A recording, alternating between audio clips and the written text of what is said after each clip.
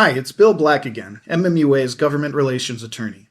Kent Sulam, MMUA's Director of Government Relations and Senior Counsel, and I thank you for taking the time to watch this video. We hope you find it helpful and educational. In prior videos, we have provided general information about the Minnesota Legislature and about key legislative issues related to municipal utilities. We also did a video explaining how MMUA develops its annual list of legislative priorities. Today we will provide an overview of how a bill actually becomes a law in Minnesota. For some of you, this may trigger flashbacks to the Saturday morning Schoolhouse Rock cartoon and the unforgettable song, "I'm Just a Bill." Others may recall the old adage that you never want to know what goes into sausage making or legislation. Kent would tell you that sausage making is more palatable. Nevertheless, it is important for you to know a bit more than the average person about the legislative process in Minnesota and how you can play a role in it. So here we go. Step 1. An idea for a law. Someone or a group of people has an idea about an issue where a new or modified state law would be of assistance. Someone might also suggest repealing an existing law. MMUA has a very open process for soliciting and vetting ideas from members and their advisors. This procedure ultimately results in the board adopting a legislative agenda that guides Kent and me in soliciting the aid of lawmakers. Step 2. Drafting a bill. A sitting legislator is identified who agrees that the issue should be heard. That person authorizes drafting the idea as a formal bill. Once the text is written, the bill is officially printed and then is jacketed in a color paper cover, green for House files and yellow for Senate files, with spaces for legislators' signatures. When MMUA seeks to get a bill introduced, finding bill authors is made easier through relationships our member utilities and cities foster with their legislators, and through connections at the Capitol your lobbyists work hard to cultivate. Step 3. Authors and co-authors. Supporters of the bill take the jacketed bill draft around the Capitol, asking legislators to sign onto the bill as either a chief author, one who will be responsible for shepherding the bill through the lawmaking process, or as a co-author. Senate bills can have one chief author and up to 4 co-authors. House bills have one chief author, and they can have as many as 34 co-authors. When utility personnel, city council members, and local utility commissioners talk to their legislators and urge their support, it can help Kent and me convince legislators to sign on. Step 4. Bill introduction. Signed bills are processed in each chamber and then assigned a bill number based on the order in which they were received in the chamber and then calendared for introduction. The bill receives its first reading on the chamber floor, and then it is referred to the most relevant subject matter committee in the respective chambers. I should mention at this point that to help ensure both bodies are willing to consider the issue, and both sides have a vehicle to do so, it is most desirable to have identical bills introduced in both the House and the Senate that act as companion bills. Checking on a bill's status in the other chamber is most easily done by calling up a bill by either the House or Senate bill number at the Minnesota Legislature's website and clicking the Companion tab. When similar but not identical bills are introduced, there is a process by which the bills can still be designated as companion bills, but that is getting a bit deep in the weeds for this video. Step 5. Hearing schedule. For the bill to go anywhere from this point, the chair of the committee that the bill was referred to must choose to schedule it for a hearing. If the chair is not the bill author, the chief author needs to request a hearing from the committee chair.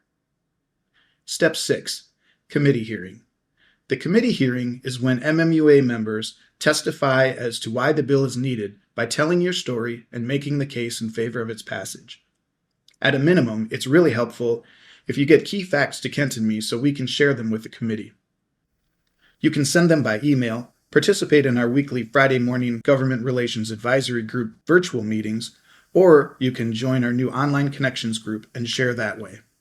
Information on how you can join the Connections group will be provided at the end of this video. Step 7. Committee action. By a majority vote, the committee can amend a bill, pass it, refer it to another committee, or vote it down. Another popular action is for the committee chair to hold off on calling for a vote. Instead, the chair might hold over the bill, meaning it stays alive, but it is in a holding pattern for now. Then the chair will potentially include the issue in the committee's larger omnibus bill. Omnibus bills are common in Minnesota. They tend to be lengthy pieces of legislation that group related bills together in one package, which, the committee leaders hope, will make them easier to pass. Step 8. Meeting deadlines. At the beginning of each legislative session, the House and the Senate set a calendar that includes deadlines for committee work. Policy bills must pass out of all committees with jurisdiction over the bills by these mutually agreed deadlines. Finance bills also have deadlines, and they are usually about 2 weeks after the deadlines for policy bills. Bills that fail to make their applicable deadlines are technically dead, although there are ways the majority party can bring them back to life. For example, being included in an omnibus or finance bill can keep a policy bill alive. Step 9. Floor action.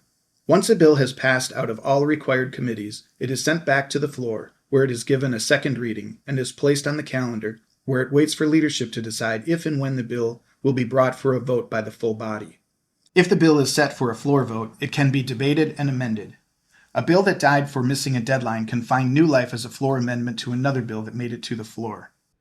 When all amendments have been approved, defeated, withdrawn, or ruled out of order, the bill is given a third reading. Final debate is held at that time, and a vote is held on passage of the bill. Step 10. One body to another. Are you getting tired yet? As you can see, getting a new law in the books isn't fast or easy. You might wonder at that, but it is important. It serves the purpose of ensuring that laws are not passed without a good deal of thought, stakeholder involvement, and, ideally, transparency into the process. The first body to pass its version of a bill delivers the bill to the other chamber. If the second chamber has introduced a similar companion bill, it substitutes its own bill's language and then debates, amends, and finally votes on the bill. If the bill passes, and its text is identical to what the first chamber passed, it is sent to the governor for signature. If the text passed by the second chamber is different, the bill is returned to the first chamber. There, the lawmakers can concur with the amended version of the bill as adopted by the second chamber, or it can request that each chamber appoint members to a conference committee to negotiate a compromise. Step 11. Conference committee. When two versions of a bill have been passed by the respective chambers, the House and Senate chief authors of the bill can request the appointment of a conference committee to resolve the differences. Although a conference committee is supposed to look only at the language of the bill before it, this is another place where an issue that appeared dead may resurface as a proposed compromise or as an incentive to accept other portions of the bill. Typically, conference committees are composed of 3 to 5 members from each chamber. And a conference committee generally reflects the proportional strength of each party in the legislature, meaning that if there are more members from one party or the other in the body, that party will similarly have the majority in a conference committee. With Minnesota's legislature currently divided at 66-66 in the House and 34-33 in the Senate, membership on conference committees and what is needed for a successful outcome from the committee is a whole negotiation in itself right now. Anyway, if an agreement is reached on the language of a bill, the conference committee produces what is known as the conference report. It takes a majority of each body's appointed conferees to adopt a conference report. Once adopted, the conference report is then scheduled for a floor vote in each chamber. There, the report can be rejected, and then the bill is returned to the conference committee for further discussion, or it can be approved. A conference committee report cannot be amended on the floor of either chamber. Once a conference report is approved by both chambers, it is sent to the governor. Step 12. Governor's action. When a bill is finally presented to the governor has the option on what can be done with the bill. Of course, the governor can sign the bill into law, which is what most people involved with its passage hope will happen. But the governor can also veto the bill outright. He can just say no, so to speak.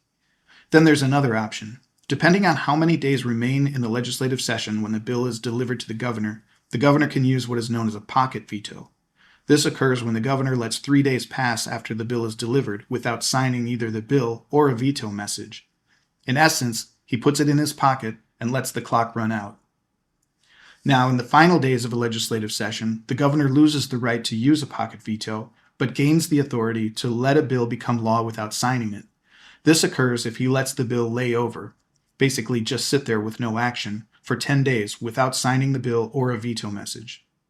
In Minnesota, the governor can use a line item veto to eliminate specific appropriations within a bill while signing the rest into law, as authorized by the state constitution. This power is limited to spending items and cannot be used for policy language.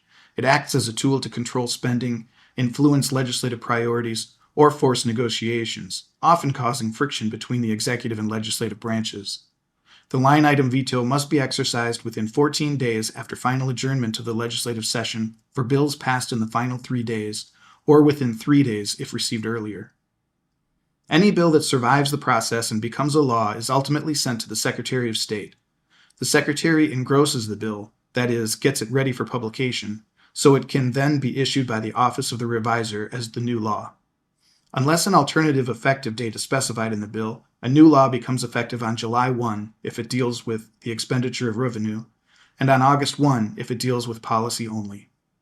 Like I said earlier, I know the process sounds cumbersome, and it certainly can be confusing. Feel free to reach out to Kent or me if you have any questions or need help tracking a particular bill's progress. To help you follow the legislative session and track a bill's progress, MMUA issues a weekly update called the Capital Letter and maintains a list of bills of interest to municipal utilities during the legislative session. Thanks again for tuning in, and remember, what happens in St. Paul affects us all.